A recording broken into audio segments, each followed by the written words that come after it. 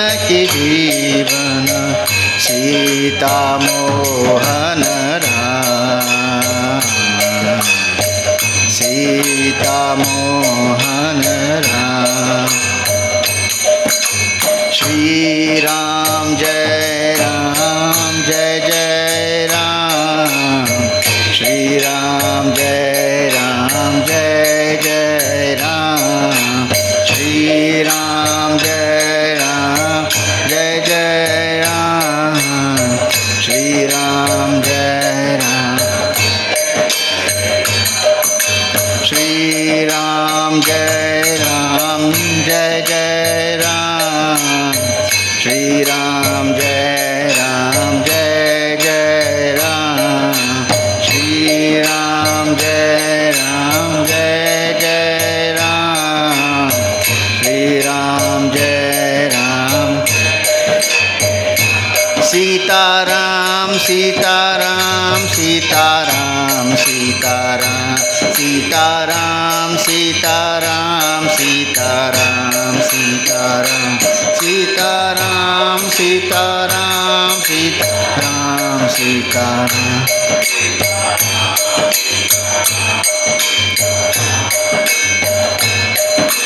जय लक्ष्मण जय हनुमान, जय लक्ष्मण जय हनुमान, जय लक्ष्मण जय हनुमान, जय लक्ष्मण जय जय लक्ष्मण जय हनुमान, जय लक्ष्मण जय हनुमान, जय लक्ष्मण। हरे कृष्णा कृष्णा कृष्णा हरे हरे, हरे राम राम राम हरे हरे।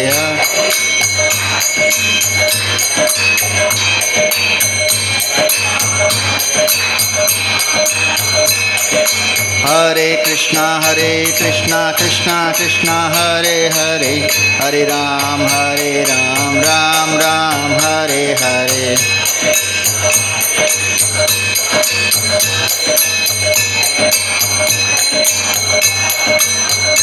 हरे कृष्णा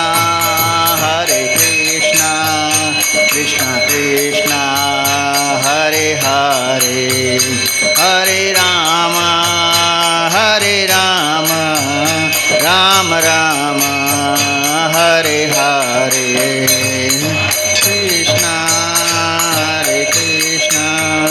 कृष्णा कृष्णा हरे हरे, हरे राम राम राम। जय जय प्रभुपाद जय जय प्रभुपाद,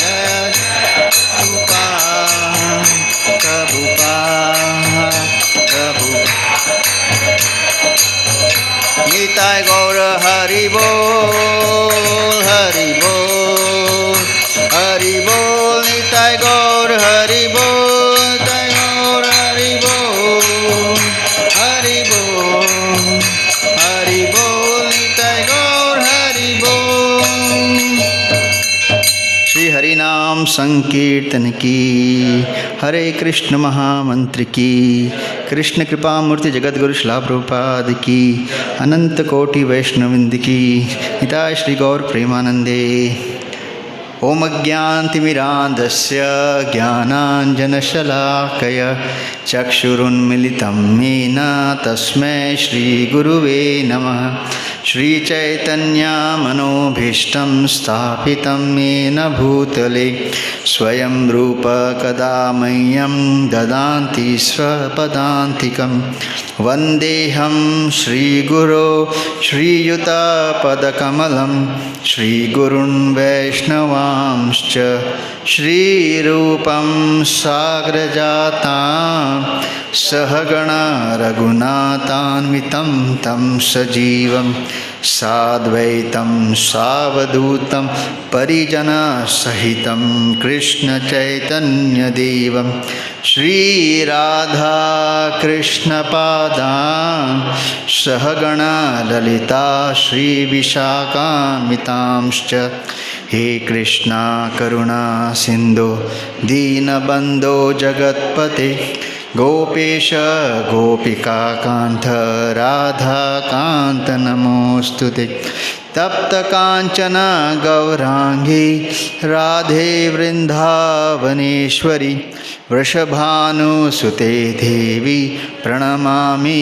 हरिप्रिये वाञ्छाकल्पतरुभ्यश्च कृपा सिन्धुभ्यैव च पतितानां पावनेभ्यो वैष्णवेभ्यो नमो नमः नमो महावदान्याय कृष्णप्रेमप्रदायते कृष्णाय कृष्णचैतन्य नामिने गौरतुषे नमः नमो ब्रह्मण्यदेवाय गोब्राह्मण्यहिताय च जगद्हिताय कृष्णाय गोविन्दाय नमो नमः नमो ॐ विष्णुपादाय कृष्णप्रेष्ठाय भूतले श्रीमते भक्तिवेदांत स्वामिनिति नामिने नमस्ते सारस्वती देवे गौरवाणी प्रचारिणे निर्विशेष शून्यवादी पाश्चात्यदेशतारिणे जय श्री कृष्ण चैतन्य प्रभु नित्यानंद श्री अद्वैत गदाधर श्रीवासादि गौर भक्तवृंद हरे Krishna Krishna Krishna Hare Hare Hare Ram Ram Ram Hare Hare Hare Krishna Krishna Krishna Hare Hare Hare Ram Ram Ram Hare Hare Hare Krishna Krishna Krishna Hare Hare Hare Ram Ram Ram Hare Hare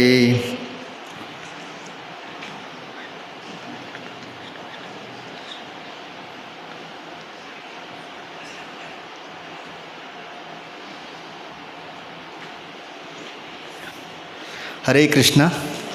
So on behalf of His Divine Grace, Abhay Charnaravinda, Bhakti Vedanta from Srila Prabhupada, Founder Acharya for International Society for Krishna Conscious, I welcome all of you for today's program. तो आज का दिन बहुत ही शुभ दिन है. क्यों? आज हनुमान जी का जयंती प्राकट्य दिन, राइट. और हम जितने भी लोग भक्ति में आगे बढ़ने का प्रयास कर रहे हैं, हनुमान जी हमको बहुत सारा शक्ति दे सकते हैं, क्योंकि वो किसके सबसे शुद्ध भक्त है? राम जी के. राम लक्ष्मण जान की जय बोलो हनुमान की. और हमेशा 24/7 हनुमान जी का जो भगवान के प्रति समर्पण है वो विदाउट ब्रेक. हम लोग जब काम पे जाते हैं, हमारा एक टाइमिंग रहता है ना, 9 से लेके 5 बजे तक, और उसके बाद हम लोगों को घर जाना रहता है. लेकिन हनुमान जी कैसे है? 24/7 तत्पर, केवल रुके हैं कब भगवान आदेश देंगे और कब मैं उनकी सेवा में रत हूँगा. तो हम लोग शुरू करने से पहले आप दोहराइए, यत्र यत्र रघुनाथ कीर्तनम तत्र तत्र कीटमस्तकांजलिं वश्वापवारी परिपूर्णलोचनं मारुति नमः राक्षस अंतकम. ये तो सबको पता रहेगा. भर्जनम भवभीजानां अंजनम सुख संपदा अर्जनम सुख संपदा तर्जनम यमदूतानां रामनामिति गर्जनम मनोजवं मारुतुल्यवेगं जितेन्द्रियं बुद्धिमतां वरिष्ठं वातात्मजं वानरतमुख्यं श्रीरामदूतं शरणं प्रपद्ये. तो क्या है, यत्र यत्र रघुनाथ कीर्तनम, तो ऐसा कहते हैं जहाँ पे भी राम कथा होती है, हाँ आज हिंदी में करते हैं ना बीच बीच में, तो जहाँ जहाँ राम की कथा होते हैं वहाँ पे कौन उपस्थित होते हैं? हाँ, तो आज अगर आप कोई भी नहीं आते फिर भी ये कथा हम करते, क्यों? क्योंकि हनुमान जी वो इतना अपना टाइम निकाल के आके भले ही हमको दिख नहीं रहे हो लेकिन है, और उनको ये फ़र्क नहीं पड़ता कि कौन प्रवचन कर रहा है। अगर राम जी की अगर कोई गुणगान कर रहा है वो सुनने के लिए उत्सुक रहते हैं। हम वैसे नहीं, हम लोग सोचते ना कौन आ रहा है, कहाँ से आ रहा है, कौन है, फिर हम लोग डिसाइड करते जाएंगे कि नहीं जाएंगे। ओके, यत्र यत्र रघुनाथ कीर्तनम तत्र तत्र कृत मस्तकांजलिम, वो पूरे मतलब भाव से आके बैठते हैं। और फिर वही मतलब जो भी राम की कथा सुनता है क्या होता है, जो भव बीज है जो इस भौतिक जगत का, वो बीज जल जाता है। हाँ, हम लोग हमेशा अपने कार्य से जो कार्य करते हैं वो एक बीज को पैदा करता है जिसका फिर हम भोग करते हैं, या तो पाप, उससे पाप में कृत करते हैं या पुण्य, राइट। लेकिन जो भक्ति में आता है वो पूरा भव बीज उसका जल जाता है। हाँ, और उसके जीवन में क्या आता है, सुख संपदा। लेकिन ये भौतिक सुख संपदा की बात नहीं हो रही है, ये है आध्यात्मिक, मतलब आपको भगवान के नाम के प्रति रुचि उत्पन्न होती है, भगवान का शास्त्र पढ़ने में, भगवान का भक्तों का संग करने में। तो ये पूरा जो एक्चुअली सुख संपदा है हमारे जीवन की। This is the real wealth to get attach और attracted to Lord's towards Lord. और तर्जनम यमदूता नाम, तो ऐसे भक्त को कभी भी यमदूत का मुँह देखने का बारी नहीं आएगा। क्यों? कब? राम नामिति गर्जनम। तो हमको रोज़ जोर से क्या करना चाहिए, हरे कृष्णा कृष्णा कृष्णा हरे हरे, हरे राम राम राम हरे हरे। तो यहाँ पे कितने लोग अभी रोज़ माला करते हैं? रोज़ जय जय, ओके। और जो हाथ नहीं उठा रहे वो नम्र है, वो बताना नहीं चाहते यस, बट जो कर रहा है बहुत अच्छा है। अगर कोई नहीं कर रहा है प्लीज़ शुरू किए, क्योंकि एक इस कली का जो है युग धर्म है, राइट। हर युग का एक धर्म होता है, तो उसी तरह से ये कली का क्या धर्म है, भगवान प्राप्ति का हरे कृष्ण महामंत्र का जाप करना। ओके, तो और ये मैं नहीं बता रहा हूँ, ये कौन बता रहे हैं? ब्रह्मा जी, राइट। नहीं तो बोलेंगे आप बता रहे, इसका प्रमाण क्या है? तो कली संतरण उपनिषद में ब्रह्मा जी स्वयं कह रहे हैं कि हरे कृष्णा कृष्णा कृष्णा हरे हरे, हरे राम राम राम हरे हरे, इति षोडशकम नाम कली कल्मष नाशनम नत परतर उपाय सर्व वेदेषु दृश्यति। तो ये षोडशकम मतलब 16 अक्षर है इसमें, षोडशकम। इसको संस्कृत में जैसे इंग्लिश में 16 बोलते हैं ना, 16 syllables, so in Sanskrit it is called षोडशकम। तो अगर आप गिनेंगे भी, हरे कितने बार आता है? 8 बार, राम 4 बार, कृष्ण 4 बार, इसको ऐड कीजिए 16 हो जाता है। तो इति षोडशकम नाम कली कल्मष। तो हमारे पूरा जो कली का जो कल्मष है, ये भौतिक जगत में जो कली युग में सर्व कल्मष नाशनम, इसका नाश कर देगा। नत परतर उपाय। तो ब्रह्मा जी ऐसा नहीं बोलते अगर आप ये नहीं करना चाहते तो ये कर सकते, नहीं, नत परतर उपाय, और कोई उपाय नहीं है कलयुग में। सर्व वेदेषु दृश्यति। तो ब्रह्मा जी ने क्या कहा है? मैंने पूरा वेदों का पढ़ के ये निष्कर्ष निकाला है, समझा ना। ऐसा नहीं बोला ब्रह्मा जी ने अब अभी के लिए आप ये करो, मैं और कुछ है तो आके बताऊंगा अभी फ़िलहाल हरे कृष्ण महामंत्र करो, जैसे कलयुग आगे जाएगा तो मैं देखता हूँ और कुछ सोल्यूशन मिलेगा क्या नहीं, this is full and final, यही कलयुग का युग धर्म रहेगा। ओके, तो आज हम किसके बारे में चर्चा करेंगे? हनुमान जी के बारे में, जो भगवान के बहुत ही प्रिय शुद्ध ऐसे भक्त। तो हम लोगों ने भी इस कृष्ण भक्ति में आने के पहले हनुमान जी का बहुत भक्ति किया है 100%। हर कोई शनिवार जाता था, कोई न, किसी को कोई भी प्रॉब्लम नहीं तो एटलीस्ट शनि दोष के लिए वो तेल चढ़ाने तो जाते थे ही सब लोग राइट। शनि का दोष है, हनुमान जी के विग्रह पे तेल चढ़ाने से वो बाधा थोड़ी तो कम हो जाएगी। तो ऐसे हमारे हनुमान जी। तो हनुमान जी जो है बहुत ही मतलब भगवान से इतना उनको प्रेम है और भगवान को भी उनसे उतना ही प्रेम है। तो जब अयोध्या में लंका से जब सीता माता को वापस लेके आया गया, हाँ, और सीता मैया और भगवान रामचंद्र हर किसी को ना उपहार दे रहे थे, बहुत खुश हो गए थे वो। हाँ, लंका में युद्ध जीत के आए, सीता मैया भी वापस आ गई, तो सबको वो उपहार दे रहे थे। हाँ, भगवान रामचंद्र अयोध्या के राजा है ना, राजा के लिए क्या है, तो सबको उपहार दे रहे थे। और फिर हनुमान जी की जब बारी आई तो भगवान रामचंद्र ने क्या कहा कि आपने मेरी इतनी सेवा की है कि मतलब आपको देने योग्य मुझे लग रहा है कि कोई उपहार नहीं है। मतलब आपने ऐसी सेवा की है कि ऐसा कोई उपहार है ही नहीं जो मैं आपको दे सकता हूँ। और हनुमान जी ने भी कहा कि मुझे प्रभु आपसे केवल एक ही है कि आप मुझे केवल आपके चरणों में हमेशा दास के रूप में स्वीकार कीजिए और आपका आशीर्वाद बनाए रखिए। और तब भगवान बहुत खुश होके उनको आलिंगन करते हैं और कहते हैं कि जहाँ भी मेरी पूजा होगी, जहाँ पे भी जिस मंदिर में, वहाँ पे तुम हमेशा रहोगे। तो इसलिए आप देखोगे हर किसी राम मंदिर में जाइए, हनुमान जी का अर्च विग्रह हमेशा होता है। और जैसे कहा जहाँ पे भी राम कथा होती है वहाँ पे जो है हनुमान जी के लिए एक स्थान बना के रखते हैं। और तभी सीता मैया क्या करती है, वो अपना सबसे कीमती जो एक उनके पास हार होता है, उसमें बहुत हीरे मोती सब जड़े होते हैं, वो निकाल के हनुमान जी को देती है अपने मतलब, क्योंकि सीता मैया सबसे पहले संपर्क में लंका में हनुमान जी के पास आती है ना, तो सीता मैया उनको वो हार देती है। और हनुमान जी क्या करते हैं, वो हार लेते हैं, खुश होते हैं और हर एक मणि को अपने दांतों से तोड़ने लगते हैं और चबा के उसको खोल के देखने का प्रयास करते हैं।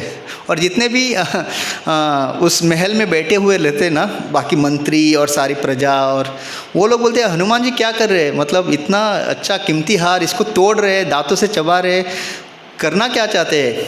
तो सीता मैया पूछते हैं हनुमान तुम ये कर क्या रहे हो, तो क्या करते हैं वो उसको तोड़ के देख रहे कहीं वहाँ पे राम का नाम किसी में है क्या। तो वो क्या बोलते हैं, कोई भी चीज़ अगर उसमें राम नहीं है तो वो मेरे लिए मतलब उसका कोई कीमत नहीं है राइट। तो फिर वहाँ पे एक आदमी को बहुत ही मतलब गुस्सा आता है, वो बोलते हैं हाँ सीता मैया ने इतने प्यार से तुमको हार दिया और तुम बोल रहे हो इसमें राम का नाम नहीं, इसलिए तुम उसको कोई कीमत नहीं है। तुम्हारा ये शरीर जो है इसमें एक बताओ, हाँ राम कहाँ है, कहाँ लिखा है, क्यों रखा है इस शरीर को, त्याग दो इसको।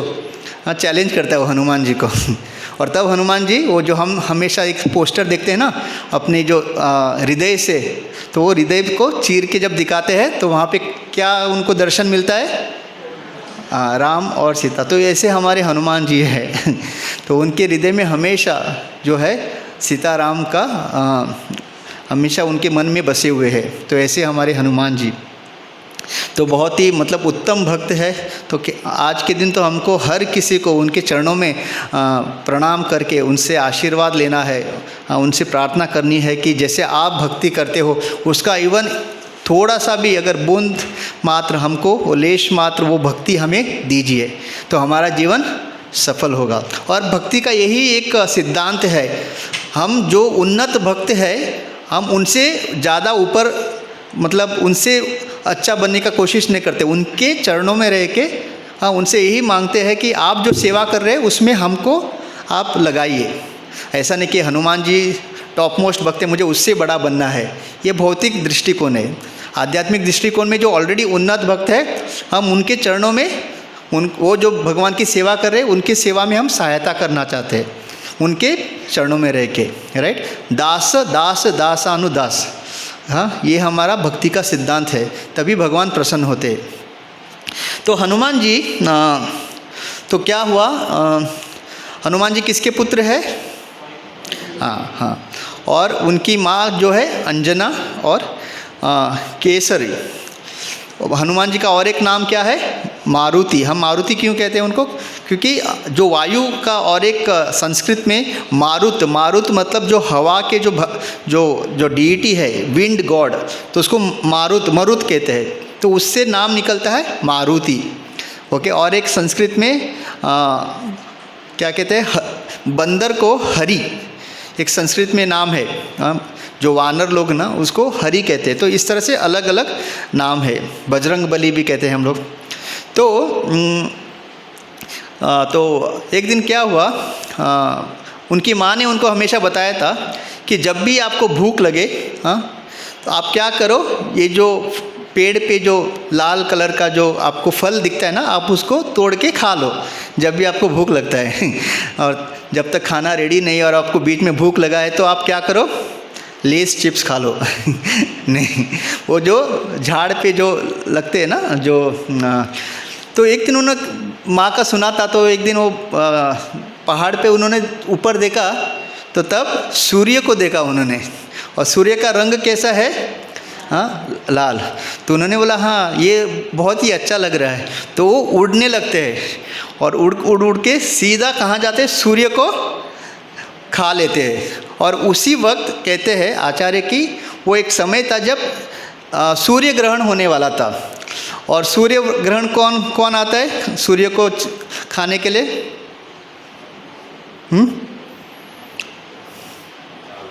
राहु और केतु, राइट। तो राहु आ रहा था और राहु काला कलर का था। तो उसने बोला अरे एक कोई तो फ्रूट आ रहा है जो काला है, तो उसको भी खा लेते हैं।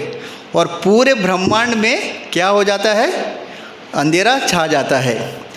तो सारे जो देवी देवता हैं ना, वो मतलब बहुत ही घबरा जाते हैं, ये हुआ क्या है। तो सोचिए हनुमान जी का क्या शक्ति है, मतलब।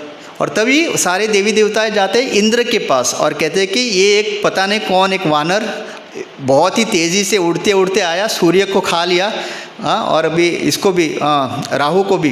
तो इंद्र देखता है, चलो ऐरावत पे बैठ के आने लगता है। और जैसे वो आने लगता है तो हनुमान जी वो ऐरावत हाथी को देखता है सफ़ेद, तो बोलते हैं ये और एक कौन सा नया खाने का चीज़ आ रहा है। तो वो ऐरावत की ओर भागता है उसको खाने के लिए। तो इंद्र डर जाता है और अपना वज्र जो है सीधा हनुमान के ऊपर फेंक देता है। और वो सीधा जाके कहाँ लगता है, उनके यहाँ, इसको चिन्ह हिंदी में क्या बोलते हैं इसको, जबड़ा, हाँ। तो उनको वो जाके सीधा वो जो वज्र है इंद्र का यहाँ पे लगता है, जिसके वजह से वो हनुमान जी का जबड़ा थोड़ा सा टूट जाता है या वो लंबा हो जाता है। इसलिए संस्कृत में इसको कहते हैं हनु, जबड़े को। जैसे हिंदी में जबड़ा, इंग्लिश में चिन्ह बोलते हैं ना, उसको हनु बोलते हैं। तो जिसके वज्र के प्रहार से वो टूटा, हनुमान, इसलिए वो नाम आता है जो हम कहते हैं ना हनुमान। तो वो इंद्र के वज्र से प्रहार के कारण जो टूटा, थोड़ा सा आप देखेंगे हनुमान जी का ये, ऐसा नीचे आया है ना, तो उसके लिए उसका नाम आता है हनुमान। तो फिर वो वज्र लगने से ना हनुमान बेहोश होके गिर जाता है। अभी हनुमान जी किसके पुत्र है, वायु के। तो जैसे वायुदेव को पता चलता है कि मेरे बेटे को इंद्र ने मारा और अभी वो बेहोश हो गए, उनको गुस्सा आ जाता है। और वो क्या करते हैं, पूरे ब्रह्मांड से वायु को वापस ले लेते हैं। तो बताइए अगर वायु नहीं है तो हम जी पाएंगे क्या, एक मिनट के लिए भी? कोरोना के टाइम पता चला ना हमको कि कितना महत्व है। भगवान ने सारा जो बनाया है सृष्टि, उसमें हर चीज़ का कितना महत्व है, राइट। आपके पास कितना भी पैसा हो, लेकिन ये जो भगवान ने जो बनाया है पूरा फ्री दिया हुआ है। लेकिन कभी कभी ऐसा समय आता है हमको उसकी महत्व पता चलता है। इसकी वजह से ये जो पानी, ये सारा हम लोगों को, ये हमेशा जब हम ये सारे जो भगवान की संपत्ति का जब हम यूज़ करते हैं, प्रयोग करते हैं, वी शुड ऑलवेज नो कि ये भगवान की संपत्ति है, उसको अच्छी तरह से हमको यूज़ करना चाहिए, राइट। जिन जिन लोगों ने पानी को कुएं से निकाल के काम वगैरह किया है, उनको पता है कितना तकलीफ़। आजकल हम ऐसे नल खोल देते हैं, छोड़ देते हैं, राइट। तो हमेशा जब भी आप ये सारा यूज़ करते हैं भगवान की संपत्ति, उसको, बिकॉज आगे चल के इसकी बहुत स्कैरसिटी होने वाली है। तो we should always be careful when using all this resources of the lord, it is very very valuable. तो सारे देवी देवताएं आके वायुदेव से प्रार्थना करते हैं कि प्लीज़ आप ऐसा मत कीजिए, और हम जो है हनुमान जी को बहुत सारे वरदान देंगे। तो ब्रह्मा जी भी आके उनसे प्रार्थना करते हैं और हर कोई उनको बहुत सारे वरदान देते हैं, हर कोई इंद्र चंद्र सब लोग। और जिससे वापस हनुमान जी जो बेहोश हुए थे वो वापस उनमें प्राण आके। तो अभी क्या होता है कि एक हनुमान जी का आयु बहुत छोटा है, बहुत छोटे बच्चे हैं, और हम देखते हैं ना छोटे बच्चों के अंदर बहुत एनर्जी होती है। अभी छुट्टी, अभी जब स्कूल जाते हैं तो माँ बाप थोड़ा उनको अच्छा लगता है, चलो एटलीस्ट 4-5 घंटे स्कूल टीचर का दिमाग या लेकिन अभी जब छुट्टी है तो माँ बाप बोलते हैं इसको किस तरह से शांत रखूँ, बहुत एनर्जी है। और आजकल क्या होता है, मोबाइल तो देना ही नहीं चाहिए, क्योंकि कभी कभी मोबाइल देने से क्या होता है बच्चा उसमें, माँ बाप को लगता है चलो मेरा काम हो जाएगा ये मोबाइल में, बट वो बहुत बुरी आदत है। तो इतना उनके अंदर एनर्जी रहता है कि सुबह से शाम तक हो। तो उसी तरह हनुमान का क्या हुआ, इतने सारे अचानक देवी देवताओं ने उनको वरदान दिया इतना, तो क्या करने लगे, पूरा उन्होंने वहाँ पे जो है साधु लोग जो थे उनको परेशान करना शुरू किया। तो जो साधु लोग जो नदी में अपना गायत्री करते थे तो अचानक पानी में नीचे जाके उनका पैर खींचना, तो जो साधु लोग अपना जब नहाने जाते तो अपना पूरा धोती वगैरह बाहर रखते थे उसको लेके पेड़ पे लगाना। एक बार बोलते ऐसा किया उन्होंने, एक जो ऋषि मुनि थे वो घर से, मतलब कुटिया रहती है ना उनकी, वो अपना शौच करने के लिए बाहर जाना चाहते थे, तो उन्होंने क्या किया, बाहर एक शेर को बांध के रखा तो जैसे वो बाहर निकले वो शेर उनके ऊपर, तो उन्होंने सोचा चलो पीछे के दरवाजे से जाता हूँ। तो पीछे के दरवाजे से गया तो एक पागल हाथी को बांध के रखा तो वो बाहर जा ही नहीं पा रहे थे और उनको शौच जोर से। और फिर जब हनुमान जी देखते हैं वो ज़ोर ज़ोर से हंसने लगते हैं, तो फिर ऋषि उनको पता चलता है पूरा हनुमान क्या क्या करतूत कर रहा है। और उस वक्त वो एक श्राप देते हैं कि तुम्हारे पास जो कुछ सिद्धियाँ और शक्तियाँ हैं तुम उसको भूल जाओ, और जब वक्त आएगा भगवान की कृपा से तुमको जब इसकी ज़रूरत पड़ेगी तब तुम जो है इसको वापस तुम्हें उसका याद आएगा। और उस दिन हनुमान जी जो है चलते चलते घर आते हैं, और अंजना जो उनकी माँ है देख के बहुत ही मतलब आश्चर्यचकित होते, क्योंकि हमेशा हनुमान जी चलते नहीं आते थे, उड़ के आते थे या फिर पेड़ के ऊपर छलांग लगा के। लेकिन आज एकदम शांत होके, जब एक उनको शाप देते हैं ऋषि, एकदम शांत चलते चलते आते हैं और माँ से आके कहते हैं कि माँ आज से मुझे ना पढ़ाई करनी है तो अंजना जो उनकी माँ है कहती है कि आज इसको क्या हो गया कभी कभी बोलते ना सूरज कौन से दिशा से उगा है तो फिर बोलते ओके ठीक है, तो कौन से स्कूल में जाना चाहते हो तो फिर वो बोलते मैंने सुना है सूर्य देव जो है वो अपने रथ पे एक साथ 60,000 ऋषियों के एक साथ वो जो है ज्ञान देते, तो मैं सूर्य देव के पास जाके पढ़ना चाहता हूँ। और अंजना ने कहा ठीक है, और जब वो जाते सूर्य देव के पास तो सूर्य देव कहते हैं एडमिशन फुल और कब नेक्स्ट सीट मिलेगा पता नहीं। तो हनुमान जी कहते हैं मुझे आपके रथ पे बैठने के लिए जगह नहीं चाहिए, मैं जो है खड़े खड़े आप जब रथ चलाओगे मैं उसी के साथ आपको जो आप सिखाएंगे मैं उसको पढ़ लूँगा। तो ये है हनुमान जी का, वो फैसिलिटी के लिए नहीं देख रहे। हाँ, तो फिर सूर्यदेव का पता है मतलब इतने तेज़ से उनका रथ चलता है और 60,000 एक साथ उस रथ पे जो ऋषि मुनि है वो बैठे रहते हैं, और हनुमान जी पता है उनको मतलब वो चल रहे पीछे से, मतलब सूर्यदेव की ओर देख रहे हैं और पीछे की ओर चल रहे। इस तरह से उन्होंने अपना पूरा ज्ञान जो है जो शिक्षा है सूर्यदेव से लिया। तो समझा ना, जैसे सूर्यदेव ऐसे सामने से जा रहे और हनुमान जैसे आप लोग बैठे उस तरह से देखते देखते पीछे की ओर उन्होंने चलते चलते पूरा जो ज्ञान है सूर्यदेव से लिया।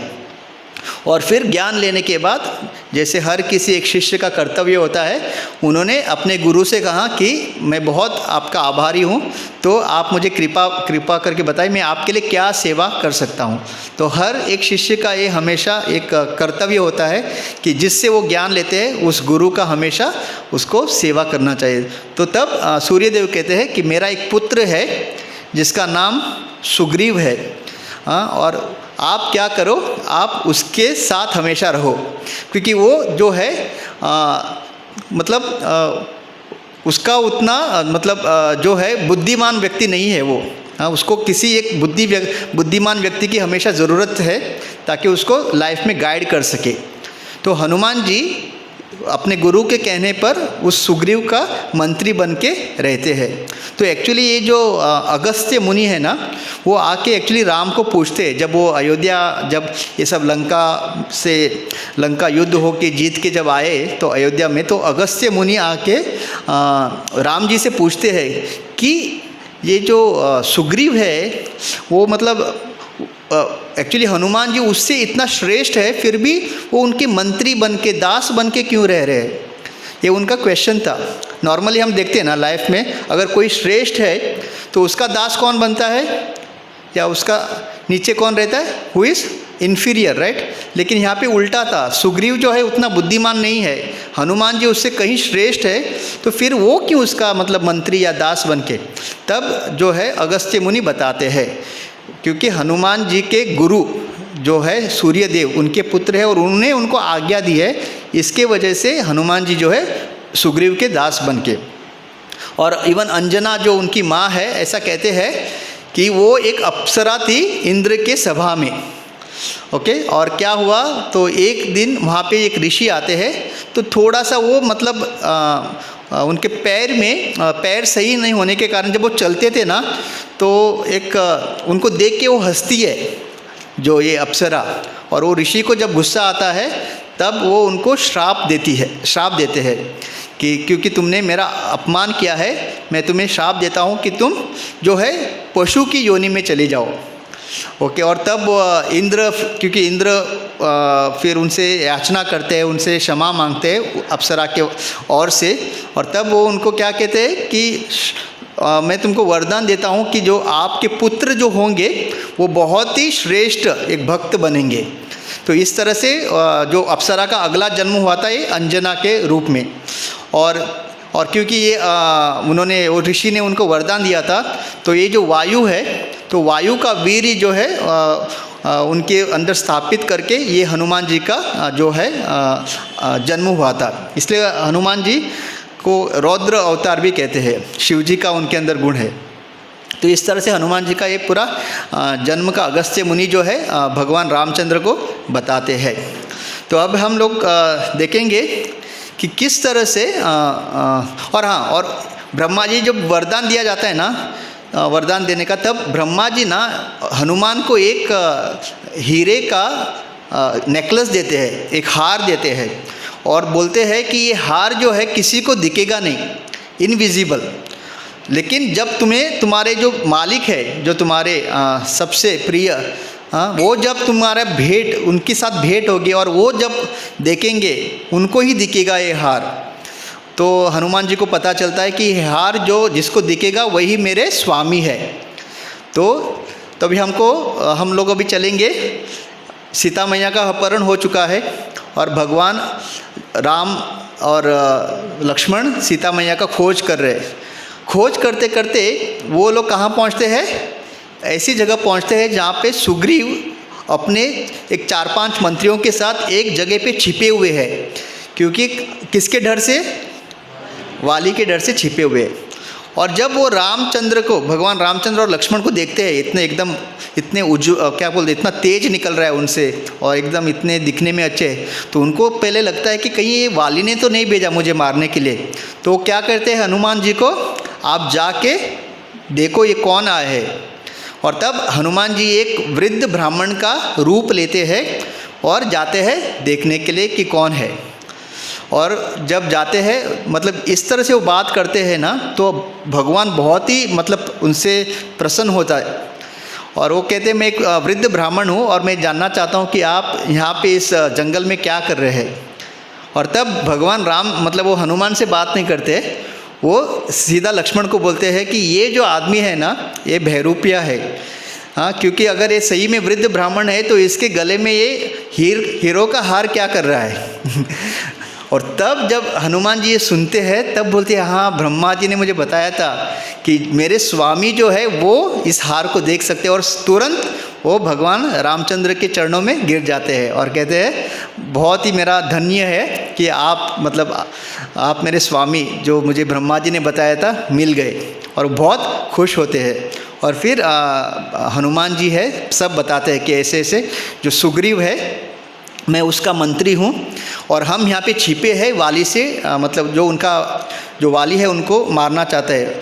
और दोनों का एक ही समस्या होता है, वाली ने सुग्रीव की भी पत्नी को अपहरण किया था, उसका राज्य छीन लिया था, और यहाँ पे भी भगवान श्री राम राज्य भी उनका छीन गया, और सीता मैया का अपहरण किसने किया था? रावण ने किया था। और इस तरह से और जिस तरह से वो बात करते हैं ना हनुमान जी, तो भगवान बहुत ही उनसे प्रसन्न होते हैं और लक्ष्मण से कहते हैं कि ये साधारण बंदर नहीं है, वानर नहीं है, जिस तरह से बात कर रहा है, जिस तरह से वो मतलब उसका एटिकेट बोलता है, ये बहुत ही बुद्धिमान व्यक्ति है। इसलिए कहते हैं ना बुद्धिमताम वरिष्ठम, हमारे जो हनुमान जी का पहले तो क्या है, मनोजवम मारुतुल्य वेगम जितेंद्रियम, उन्होंने अपने पूरी जितेंद्रिय मतलब अपने इंद्रियों पे उनको संयम्य है, और बुद्धिमताम वरिष्ठम वातात्मजम मानृत मुख्यम श्री रामदूतम शरणम प्रपद्ये। तो फिर भगवान को और लक्ष्मण को वो कहाँ लेके जाते हैं? वाली के पास लेके जाते हैं। तो वहाँ पे सुग्रीव के पास लेके जाते हैं। तो जैसे सुग्रीव के पास लेके जाते हैं तो सुग्रीव क्या करता है, भगवान रामचंद्र को बैठने के लिए एक आसन देता है, और पहले तो वो क्या करते हैं, वो उनसे डायरेक्ट हाथ मिलाता है। और हनुमान जी को ये बात अच्छी नहीं लगती, क्योंकि जब कोई श्रेष्ठ व्यक्ति आता है उनके साथ आदान प्रदान कैसा होना चाहिए? आप हैंड शेक नहीं कर सकते, राइट? एटलीस्ट आपको उनका मतलब नमस्कार करना चाहिए, उनका पैर छूना चाहिए। लेकिन सुग्रीव, इसीलिए सूर्यदेव को पता था ये मेरा जो बेटा है नालायक है, तो इसलिए उन्होंने हनुमान जी को हमेशा रखा था, आप ही उसका थोड़ा भला कीजिए। तो वो क्या करते, केवल भगवान राम को आसन देते हैं और खुद भी उसी आसन के उसी लेवल पे बैठ जाते हैं, और लक्ष्मण की ओर देखते भी नहीं। तो भगवान राम को ये थोड़ा सा बुरा लगता है, और लेकिन हनुमान जी को ये समझ में आता है। भक्त जो है हमेशा अपने स्वामी का हृदय जान लेते। वो इमीडिएटली क्या करते, जाके एक अच्छा मतलब ऑलमोस्ट वो कहते सैंडलवुड का जो पेड़ का ना एक टहनी तोड़ के लाते हैं और लक्ष्मण जी को खुद आसन देते हैं, और वो लक्ष्मण जी के चरणों में बैठ जाते हैं। तो राम जब ये देखते हैं और खुश हो जाते हैं, और वो बोलते हैं कि अगर किसी को एक दूत चाहिए तो हनुमान से उत्तम दूत नहीं मिल सकता। तो ऐसा कहते हैं कि हनुमान जी का बात करने का तरीका भी ऐसा था ना, कि अगर कोई तलवार लेके खड़ा है ना किसी को मारने के लिए, और हनुमान जी अगर जाके उससे बात करे तो वो तुरंत मारने का भी छोड़ देगा, मतलब विचार छोड़ देगा। मतलब इस तरह से उनका किसी की और वार्तालाप करने का एक उनके पास एक कला थी, राइट? हम लोगों का क्या रहता है अगर कोई उत्तेजित है हम उसको और उत्तेजित करेंगे लेकिन हनुमान जी ऐसे नहीं, उनके पास ऐसी कला थी कि जो जिसको गुस्सा है वो भी नम्र हो जाएगा उनके बात सुन के। तो इस तरह से भगवान रामचंद्र हनुमान जी के सारे व्यवहार से बहुत खुश हो जाते हैं। तो फिर क्या हुआ, फिर उनके बीच में एक डील हो जाता है भगवान और वाली के बीच में, कि तुम मेरी मदद करो और मैं तुम्हारी मदद करूँगा। तो इस तरह से बहुत बड़ी, आप सबको पता है रामायण की कथा, हम लोग खाली देखेंगे कुछ शिक्षाएं। तो लास्ट में पता चलता है कि माता सीता कहाँ पे है, उनको रावण ने कहाँ पे लेके गया है, उनका जो देश है लंका, श्रीलंका, वहाँ पे लेके गए हैं। तो फिर अभी डिसाइड होता है कि अभी जाके कंफर्म करना है ना वहाँ पे है कि नहीं। तो सारे लोग वानर जो है उनके अंदर एक कौन जा सकता है वहाँ पे, तो कुछ बंदर कहते हैं, कुछ वानर कहते हैं कि मैं तो एक 200 योजना कूद सकता हूँ, क्योंकि अभी तक ब्रिज नहीं बना है, अभी केवल कंफर्म करना है कि सीता माता वहाँ पे है कि नहीं। तो उसके लिए वहाँ पे जाके देख के आना है। तो रामेश्वरम जो इंडियन ओशन का जो, वहाँ से कहाँ पे कूदना है, रामेश्वरम से लंका। तो कुछ वानर कहते हैं मैं तो 200 योजना कूद सकता हूँ। अंगद कहता है मैं जा सकता हूँ लेकिन वापस आने के लिए मेरे पास उतनी शक्ति नहीं है। तो ऐसा सब डिस्कशन चल रहा है और हनुमान जी चुप बैठे।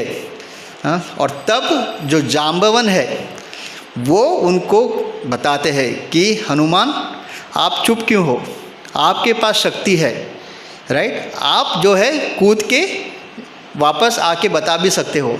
तो ये होता है एक गुरु का मतलब। अभी जाम्बवान सोच सकता था मैं तो ये कार्य नहीं कर सकता, और अगर मैं और किसी को बताऊंगा वो तो हीरो बन जाएगा, राइट। हमारे जीवन में भी वैसा होता है ना, अगर मैं कुछ नहीं कर सकता और अगर मुझे पता है और कोई कर सकता है, लेकिन हम कभी कभी उससे कराना नहीं चाहते, क्योंकि क्या होगे उसका यश बढ़ जाएगा, राइट। तो लेकिन यहाँ पे जाम्बवान ये नहीं सोचता, उसका क्या है, भगवान की सेवा अगर कोई कर सकता है तो उसको उस सेवा में लगाने की प्रयास। तो जब वो जाम्बवान उनको बताता है, तब जैसे ऋषि ने शाप दिया था ना, जब उसकी ज़रूरत पड़ेगी हनुमान को ये सारे शक्तियों की, हाँ तब उसको याद आएगी, तो हनुमान जी तब कहते हैं हाँ मैं कर सकता हूँ। और वो क्या करते हैं, वो वहाँ पे एक पर्वत होता है महेंद्र पर्वत, उस पर्वत के ऊपर चढ़ जाते हैं। और अब क्या करेंगे हनुमान जी, अभी लंका की ओर प्रस्थान करेंगे। तो ऊपर जाते हैं, और आपने देखा है ना, अगर भागना है ज़ोर से तो पहले पीछे आते हैं ना, रेडी स्टेडी 1 2 3 एंड फिर भागते हैं। तो उसी तरह से अभी उनको एक जंप मारने के लिए एक हाइट चाहिए, तो वो महेंद्र पर्वत के ऊपर चढ़ जाते हैं और लंका की ओर जाने के लिए वो उड़ने शुरू करते हैं। जैसे ही वो उड़ते हैं तो सबसे पहले उस हिंद महासागर से एक सोने का पर्वत बाहर आता है, जिसको उस पर्वत का नाम क्या है, मैनक पर्वत, सोने का पर्वत। तो वो सोने का पर्वत हनुमान जी को क्या कहता है, हनुमान जी आप अभी जो कार्य के लिए निकले हो ना, बहुत बड़ा कार्य है, तो एक काम करो, कुछ देर के लिए आराम करो। हम इस पर्वत में, वो मैनक पर्वत पूरा सोने का बना हुआ है, वो बोलते हैं यहाँ पे अच्छे अच्छे झील है, खाने के लिए सुविधा है, सोने के लिए, तो आप क्या करो थोड़ा रेस्ट लो, मैं भी आपका सेवा करता हूँ। तो हनुमान जी क्या करते, उनको नमस्ते मतलब उनको आदर करते, वो कहते थैंक यू, आपका ये बड़ापन मेरे लिए बहुत अच्छा लगा, लेकिन अभी फ़िलहाल मैं जो है भगवान राम के कार्य में हूँ, क्योंकि भगवान ऑलरेडी बहुत ही सीता मैया के विरह में बहुत ही विरह है उनको। तो क्या कहते हैं, अभी मैं आपका ये सेवा नहीं ले सकता। तो आचार्य हमको समझाते हैं, हम भी जो जीव है, हम भी किसके तलाश में है, भक्ति के तलाश में है। जो कहाँ पे है, तो हम भी जब भक्ति में आते हैं और प्रयास करते हैं, ऐसे हम छलांग लगाते हैं भक्ति देवी को पाने के लिए, तो ऐसे हमको प्रलोभन बहुत मिलेंगे। जैसे मैनक पर्वत आया, तो हमारे भी जीवन में ऐसे बहुत कंफर्ट हमको मिलेंगे। तो हमको भी क्या करना चाहिए, हनुमान की तरह नमस्कार करना है। आपको बहुत सारे लोग बोलेंगे अरे इतना भी तुम क्या मतलब 16 माला करते हो, पूरा दिन हरे कृष्णा करते हो, हाँ ये नहीं खाते वो नहीं खाते, थोड़ा गो इजी, हाँ इतना भी आपको डोंट बिकम फैनेटिक, हाँ धीरे से करो, ऐसा कुछ नहीं है, हाँ आराम से, हाँ माला भी करो, पिक्चर भी जाओ, बाहर भी खाओ, हाँ सब कुछ करो। तो हम लोगों को क्या करना चाहिए, जैसे हनुमान जी ने मैनक पर्वत को बोला हाँ थैंक यू, बहुत अच्छा आपने बताया, लेकिन अभी मेरा फ़िलहाल जो गोल है भगवान की सेवा करना है। तो इसी तरह से जब हम भक्ति में आएंगे, ऐसे बहुत सारे लोग, कभी कभी हमारे घर के रिश्तेदार सब हमारी बहुत तारीफ़ करेंगे, हमारे घर में एक भक्त पैदा हो गया राइट। मतलब कभी कभी घर में सारे भक्त नहीं रहते, लेकिन कोई एक भक्त बनता है, तो फिर वो सबको बोलते हैं ये जो मेरा बेटा है या मेरी बेटी है ना, वो ना हरे कृष्णा में जाती है, उसने भी ये छोड़ दिया वो छोड़ दिया, बहुत ही पूरा दिन माला करती है, सुबह 4 बजे उठ के ये पढ़ती है, आजकल क्लास भी देती है ऑनलाइन ऑफलाइन। तो ऐसे तारीफ़ होते, तो तब हमको ऐसा नहीं लगना चाहिए कि हाँ मैं कुछ बड़ा बन गया हूँ। हाँ ये सारा जो हमको मिलेगा यश वगैरह, तो हमको हनुमान जी की तरह से उस नमस्कार करना है, बहुत बहुत शुक्रिया, लेकिन उसमें हमको ऐसा नहीं लगना चाहिए कि मैं कोई बड़ा बन गया हूँ। तो हनुमान जी क्या करते हैं, उसको छोड़ते वहीं पे नमस्कार करते हैं और आगे निकल जाते हैं। तो इसको कहते हैं कंफर्ट। हमको तो भक्ति में आने के बाद अगर कोई इतना कंफर्ट वगैरह मिल रहा है, उससे हमको आकर्षित नहीं होना है। तो फिर हनुमान जी आगे बढ़ते हैं। एक राक्षसी आती है जिसका नाम है सुरसा, और सुरसा को ब्रह्मा ने वरदान दिया था कि जो भी इस सागर से जो कोई भी जाएगा ना, आप उसको खा सकती हो। हाँ, वो आपका खाना है, वो आपके मुंह में जाना ही है। तो जैसे वो हनुमान जी आते हैं ना, वो अपना मुंह जोर से खोल देती है। तो हनुमान जी जब इस राक्षसी को देखते हैं ना, तो हनुमान जी क्या करते हैं, अपना जो कद है उसको बड़ा कर देते हैं। तो सुरसा क्या करते हैं, और अपने मुंह को और ज़ोर से खोलती है। तो वो 10 योजन खोलते हैं तो हनुमान जी 10 योजन बड़े होते हैं।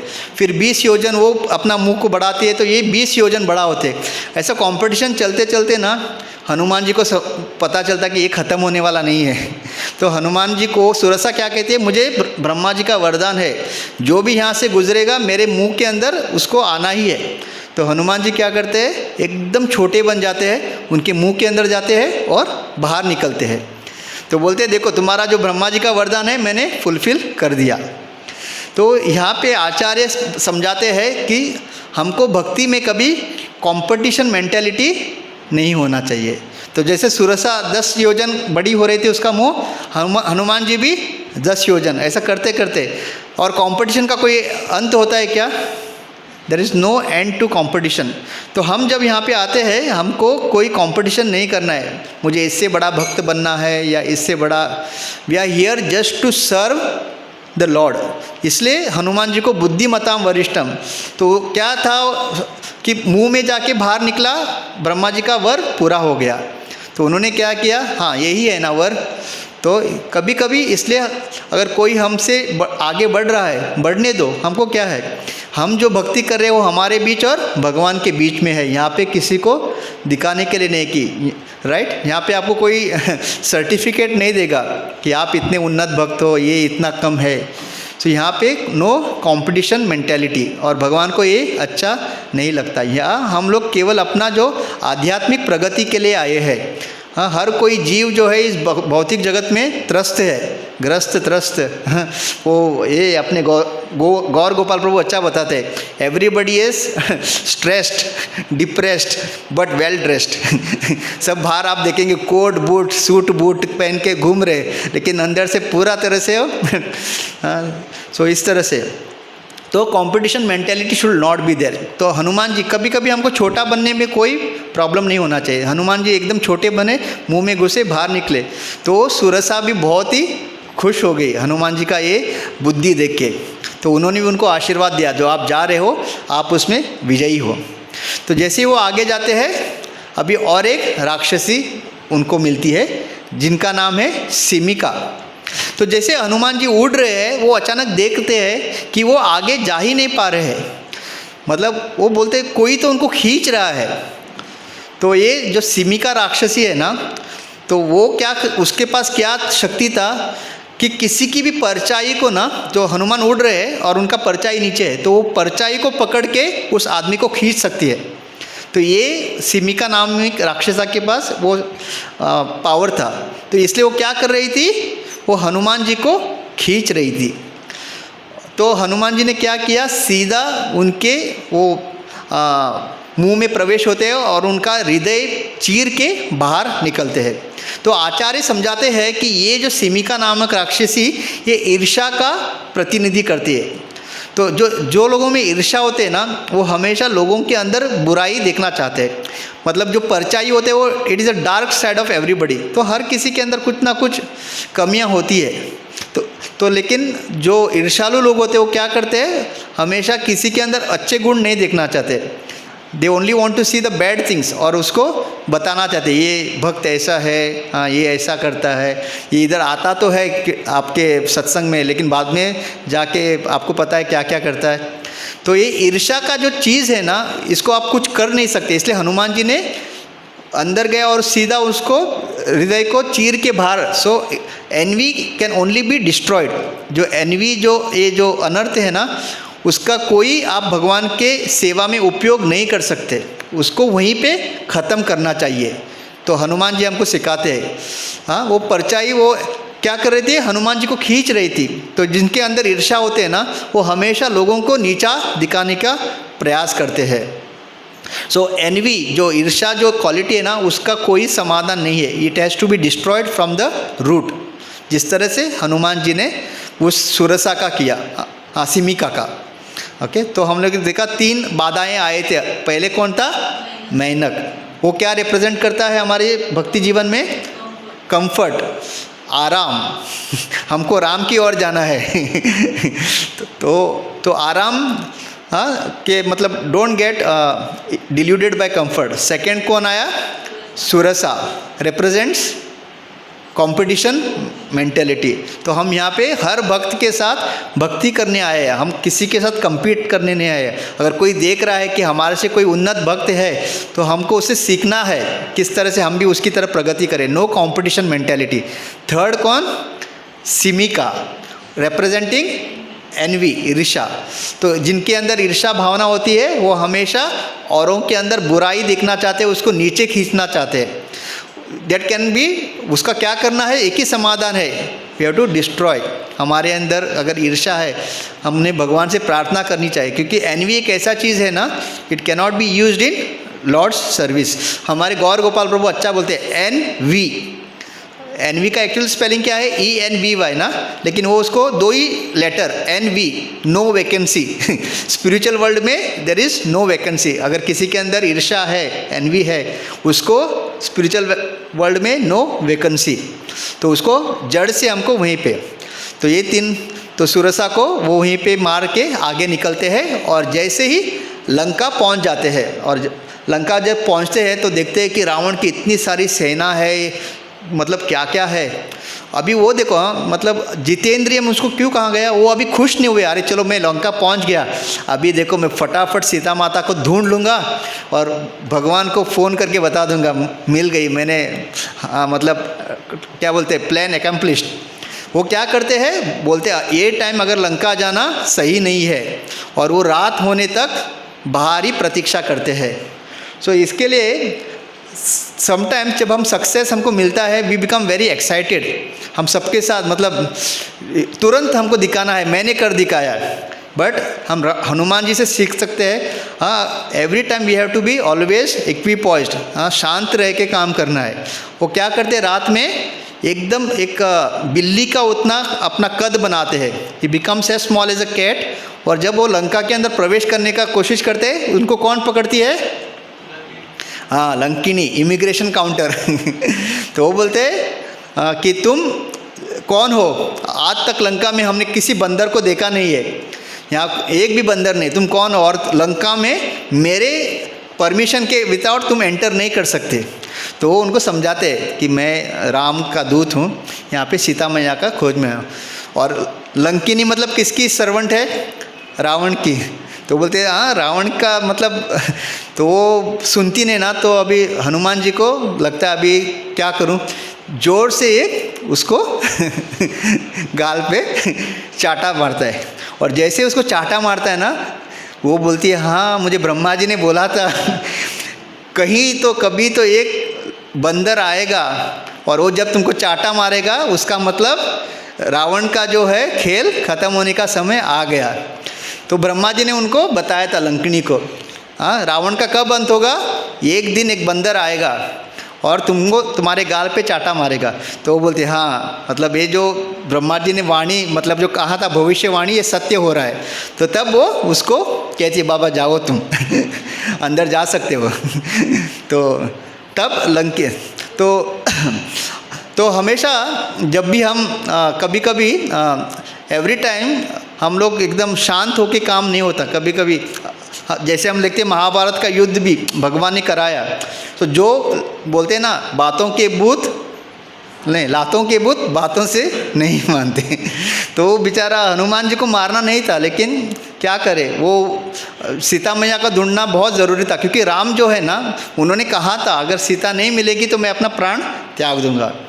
हाँ, तो भगवान राम का सेवा के लिए और फिर हनुमान जी जो है लंका में प्रवेश करते हैं। और रात का समय था, तो रात के समय में क्या होगा लंका में, तो हर जगह वो देख रहे थे ना, अंदर वहाँ पे सुंदर सुंदर स्त्रियाँ थी, और मतलब क्या बताऊँ तो रावण जैसे व्यक्ति जो पूरे स्त्री के मोह में है, तो पूरा देख रहा था कि कितना यहाँ पे क्या मतलब ऐसा, मतलब चारों नियमों का उल्लंघन हो रहा था। क्या क्या है 4 नियम? हाँ, नो मीट ईटिंग, हाँ, no intoxication, no illicit sex and no gambling. और ये चारों उस लंका में, और हनुमान जी बोल रहे थे मैं तो ब्रह्मचारी हूँ और मैं क्या देख रहा हूँ कि क्या देखना पड़ रहा है मुझे बट स्टिल वो ब्रह्मचारी थे, बुद्धिमतावर जितेंद्रियम, उसको देख के वो प्रभावित नहीं हुए। हनुमान जी का मन विचलित नहीं हुआ।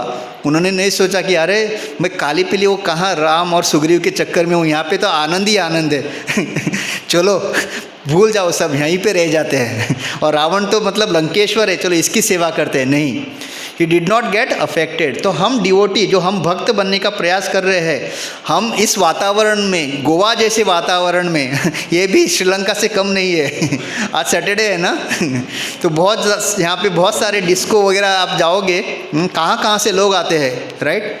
और और जो बाहर से जो लोग आते हैं ना, इंडियन भी जो है उनको लगता है गोवा में कपड़ा पहनना मना है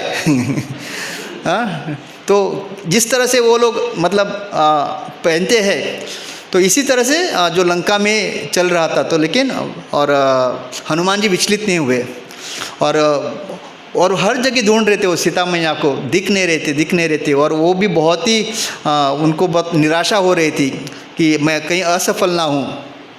और फाइनली ढूंढते ढूंढते वो कहाँ पहुँच जाते हैं, अशोक वाटिका पहुँच जाते हैं।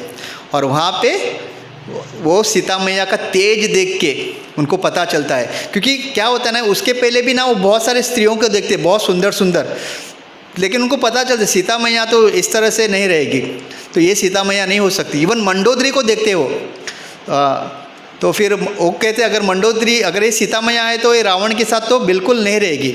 तो इस तरह से, और जब वो अशोक वाटिका में देखते हैं कि सीता मैया अकेली है और वो भी भगवान राम के विरह में विलाप कर रही है, रो रही है, तब उनको पता चलता है यही सीता मैया है। अभी यहाँ पे भी देखो, जब वो देखते हैं ना सीता मैया को, वो तुरंत नहीं जाते देखो मुझे राम ने भेजा है, क्योंकि रावण जो था ना मायावी था, वो किसी का भी रूप लेके आ सकता था। तो वो क्या कहते हैं कि अगर मैं सामने जाऊंगा सीता मैया सोचेंगे मैं भी कोई मायावी हूँ, तो वो क्या करते हैं, चुपचाप अपना कद छोटा करते हैं और जहाँ पे सीता मैया बैठी है उस पेड़ पे चढ़ के सोचते अभी मैं किस तरह से इनको बताऊं कि मुझे राम ने बेचा है। एक तो उनके पास अंगूठी था, क्योंकि राम ने जब वो पूरा मिशन शुरू हुआ ना, तो उन्होंने हनुमान को दिया था, उनको कॉन्फिडेंट था कि अगर कोई कर सकता है काम, कौन कर सकता है, हनुमान। तो उन्होंने पहले ही उनको अंगूठी दी थी जिसपे जो सीता मैया को पता था केवल राम के पास है। तो वो क्या करते हैं, उस पेड़ पे पीछे छिप के राम का गुणगान करना शुरू करते हैं। बहुत ही सुंदर तरीके से भगवान रामचंद्र का गुणगान करना शुरू करते हैं। और जब सीता मैया ये सुनना शुरू करते ना, वो बोलते कौन है ये यहाँ पे जो इतना सुंदर तरीके से राम का गुणगान कर रहा है। और तब हनुमान जी जब सीता मैया ढूंढना शुरू करते कि कौन है, तब हनुमान जी उनके सामने आते हैं। और तब सीता मैया को भी विश्वास होता है ये कोई बहरूपिया या कोई रावण ने कोई क्या बोलते मायावी तरीके से रूप नहीं बदला है, ये सही में राम का भेजा हुआ दूत है। और तब हनुमान जी है सीता मैया को कहते हैं कि भगवान राम भी है, आपके विरह में बहुत ही विलाप कर रहे हैं। और वो कहते चाहे तो मैं आपको अभी लेके जा सकता हूँ, लेकिन सीता मैया कहते नहीं, मैं चाहती हूँ कि भगवान राम ही आए और मुझे लेके जाए, नहीं तो आगे चल के क्या होगा, उनका जो है यश लोग जो है कहेंगे कि अपनी बीवी को भी नहीं ला पाया, एक बंदर के हवाले छोड़ दिया। तो देखिए सीता मैया का भी किस तरह से, अभी वो एक्चुअली लंका में है रावण के कब्ज़े में, चाहे तो वो जा सकती थी हनुमान जी के साथ, बट वो क्या सोच रही है, मेरे पति का यश जो है वो फिर कम हो जाएगा। तो इसलिए वो कहती है आप जाके बताओ कि मैं यहाँ हूँ, और कहते 30 दिन के अंदर टाइम भी देती है, डेडलाइन, अगर 30 दिन के अंदर वो नहीं आए राम तो मैं आत्महत्या कर लूँगी। तो इस तरह से जो है हनुमान जी को वो एक डेडलाइन देती है। और फिर पूरा जो स्टोरी है एग्जैक्टली 30 दिन ख़त्म होने के टाइम ही जो है भगवान राम का वध करके सीता मैया को लंका से लेके जाते हैं। और वहाँ पे भरत ने भी कहा था, मतलब 14 साल के वनवास था ना, एक दिन भी अगर ज़्यादा हुआ तो मैं अपना प्राण त्याग दूंगा। तो देखिए कितना डेडलाइन था रामचंद्र जी को। और जिस दिन सीता मैया को वहाँ से छुड़ाया उस दिन 30 दिन हो गए और उसी दिन 14 साल का वनवास खत्म हो रहा था। तो क्या करते हैं भगवान, एक पुष्पक विमान, जो रावण का पुष्पक विमान लेके सभी लोगों को, जितने भी बंदर थे, जितने भी वानर थे, उनको उसमें बिठा के अयोध्या लेके जाते हैं। और वो पुष्पक विमान का एक खासियत ये था कि जितने लोग हैं ना उतना वो बड़ा हो जाता है। अच्छा है ना, ऐसा हमारे पास भी होना चाहिए था। तो कभी भी ट्रेन में बुकिंग का कोई टेंशन नहीं है। कितने लोग हैं, 1000, तो 1000 लोगों का उतना। तो पुष्पक विमान ऐसा था। तो जब वो जा रहे थे ना वानर, तो बोले हमको अपनी पत्नी को भी लेके जाना है। तो बोले, अभी रामचंद्र बोले इतना मेरा सेवा किया है, बोले ठीक है। तो वहाँ पे किष्किंधा के पास वो फ्लाइट लैंड होता है और सारे जो वानर की पत्नियाँ हैं वो भी चढ़ जाते हैं, वो पुष्पक विमान उतना बड़ा हो जाता है। तो इस तरह से करते करते अयोध्या पहुँच जाते हैं। तो बहुत सारे शिक्षाएँ हैं, जैसे हम जानते हैं जब वो समुद्र बना रहे थे तब, तो फाइनली टाइम हमारे पास है नहीं। तो लास्ट में एक ही हनुमान जी का जो भगवान के प्रति जो भाव है और भगवान उनको कितना प्रेम करते हैं। तो एक दिन तो इस तरह से पूरा ये रामायण का कथा है और हनुमान जी इतना सुंदर सेवा करते हैं भगवान की। तो एक दिन क्या हुआ, जैसे हम लोग कीर्तन करते हैं ना, तो उसी दिन उस तरह से एक दिन अयोध्या में एक कीर्तन का आयोजन किया गया और अच्छे अच्छे कीर्तन करने वाले आए, बहुत अच्छे अच्छे। हमारे मडगांव से हमने सुरेश प्रभु को भी भेजा था वहाँ पे। तो फिर बहुत अच्छा कीर्तन, नारद मुनि आए, गंधर्व बहुत सारे। तो सब लोगों ने बहुत सुंदर कीर्तन किया, बहुत सुंदर कीर्तन किया। भगवान रामचंद्र बहुत ही मतलब इतना उनको आनंद आ रहा था। तो फिर कीर्तन हो गया। हमारे प्रोग्राम में क्या होता है, लेक्चर हुआ, कीर्तन हुआ, लास्ट में क्या होता है, प्रसादम। तो सबको लगा अभी हो गया कीर्तन, सब लोगों ने तो कर लिया। रामचंद्र बोले नहीं नहीं नहीं, कहाँ, अभी तो सबसे उत्तम कीर्तन करना बाकी है। तो नारद मुनि बोला कौन है, मैंने कर लिया, सुरेश प्रभु ने कर लिया, सारे गंधर्व ने कर लिया, हाँ सब लोगों ने कर लिया, कौन बाकी है। और भगवान किसकी ओर देखते हैं, किसकी ओर देखते हैं, हनुमान जी की ओर। और नारद मुनि हंसने लगते हैं। बोलते ये सबसे उत्तम, बेस्ट फॉर द लास्ट। तो नारद मुनि हंसने लगते हैं। तो फिर भगवान को समझ में आता है और फिर वो कहते हैं हनुमान चलो तुम्हारे कीर्तन का मैं प्रतीक्षा कर रहा हूँ। और तब जो है हनुमान जी हनुमान जी क्या है पता है, भगवान जब सेवा देते वो पीछे नहीं हटते, राइट। दैट इज़ द एक भक्त का भाव ऐसा होना चाहिए। हम लोग हमेशा नहीं नहीं नहीं प्रभु मैं नहीं कर सकता, मैं बहुत नीचे वाला हूँ, मैं गिरा हुआ हूँ। आप नहीं, भक्त क्या है, अगर सेवा दी गई है वो उनसे बोलते हैं आप आशीर्वाद दीजिए मैं कर सकूँ, एंड ही डज। तो हनुमान जी का ये क्वालिटी हमारे अंदर भी आना चाहिए। जब भी सेवा मिले we should take that opportunity. ऐसा नहीं सोचना चाहिए मैं नहीं कर पाऊँगा, ये मेरे से नहीं होगा, प्रभु आप ही कर सकते हो, आप ही श्रेष्ठ हो। नहीं, एनी सेवा यू गेट इमीडिएटली। तो हनुमान जी ने ऐसा नहीं कहा प्रभु ये सारे लोग इतने कीर्तन, उसके सामने मैं क्या, नहीं। जैसे ही प्रभु ने कहा हनुमान करो कीर्तन, उन्होंने कीर्तन करना शुरू किया। और जैसे उन्होंने कीर्तन करना शुरू किया, इतना सुंदर कीर्तन किया, इतना सुंदर कीर्तन किया। तो वहाँ पे जो बाहर बैठे थे ना, वहाँ पे बहुत सारे क्या कहते हैं पत्थर वगैरह थे। इट वॉज इन ओपन कीर्तन, लॉन में जैसा होता है ना वैसा।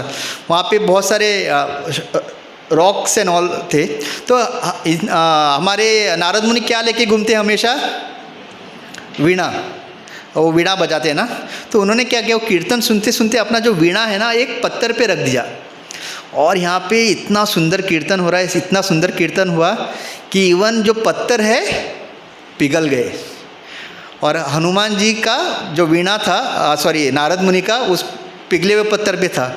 और कुछ देर बाद जब क्या हुआ, कीर्तन ख़त्म हुआ तो क्या होता है, पिघलने के बाद घट हो जाते हैं ना।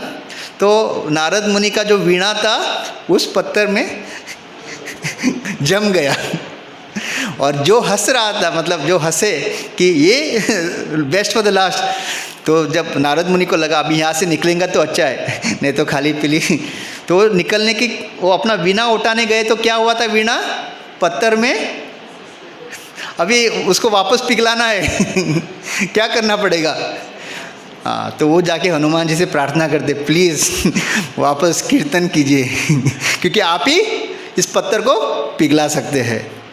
एंड देन नारद मुनि जो फर्स्ट हंस रहे थे ना कि ये इनका kirtan, so he goes and begs, please kirtan कीजिए। एंड इस बार जब वापस कीर्तन करते हैं, वो पत्थर पिघलता है, वो इमीडिएटली अपना वीणा निकालते हैं। सो इससे हमको क्या पता चलता है, लॉर्ड का जो भगवान हर किसी के भाव के भूखे हैं। हाँ, हर चीज़ में भगवान से उत्तम कोई नहीं है। हाँ, ऐसा नहीं कि भगवान को कीर्तन करना नहीं आता, he is the master of everything. लेकिन जब उनके भक्त भाव के साथ, प्रेम के साथ, भक्ति के साथ अगर कुछ कार्य करते हैं तो भगवान को वो आकर्षित करता है। भले ही नारद मुनि गंधर्व बहुत अच्छे कीर्तनीय है, लेकिन हनुमान के अंदर जो प्रेम है भगवान के प्रति, उस प्रेम के साथ जब वो कीर्तन करते हैं ना, वो हर बाकी सब लोगों का जो कीर्तन से भगवान को मतलब आकर्षित करता है। सो हमको भी जो है भगवान के प्रति जो भी हम करते हैं, हाँ, पूरे प्रेम के साथ, पूरे भाव के साथ, राइट। इवन जो अब हम भगवान को भोग लगाने के लिए जब हम रसोई में कुछ कार्य करते हैं, ऐसा नहीं कि हम सीरियल देख रहे हैं या कुछ सॉन्ग सुन रहे हैं या किसी के साथ बात कर रहे हैं।